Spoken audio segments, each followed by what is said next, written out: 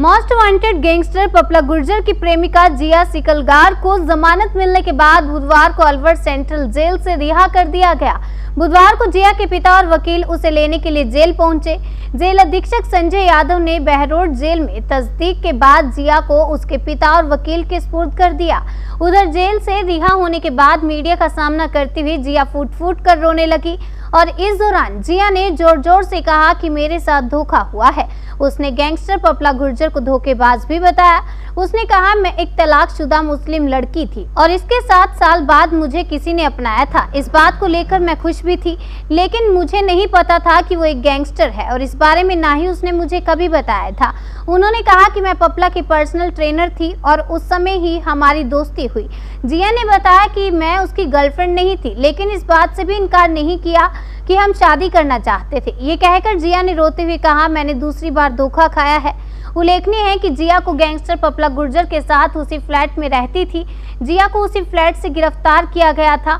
बीते दिनों जिया को हाईकोर्ट ने जमानत दे दी थी, जिसमें यह आधार बताया गया था कि उसे यह नहीं मालूम था कि उसके साथ रह रहा पपला गुर्जर एक गैंगस्टर है। मैं उसको मान सिंह के नाम से जानती थी। मैं उसने एक अलग इमेज मेरे सामने पोर्ट्रे की थी, जो कम्प्लीटली अपोजिट मुझे अभी दिखा है उसके बारे में। अदरवाइज मैं उसके अलावा कुछ नहीं जानती। उसने कहा मैं अनपढ़ हूँ। हाँ, वो पढ़ा लिखा नहीं था, ऐसे कहा था उसने। पढ़ा लिखा नहीं था और दिल्ली में रहता था, ऐसी सब बात बताई थी। कभी राजस्थान का जिक्र भी नहीं था। आप उसकी मित्र नहीं थी?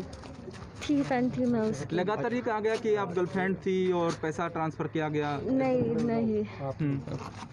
देखिए अभी आपकी एक अच्छी दोस्त रही उसकी और इसलिए भुगतना पड़ा सब शायद। आपकी अब कोई सिंपैथी है उससे?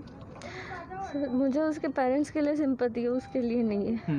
बस उसके पेरेंट्स के लिए ही है कि वो गलत सिचुएशन, जो भी सिचुएशन थी उसने गलत वे चुना है उसका। बस यही। आपका विश्वास ब्रीच हुआ, धोखा हुआ है।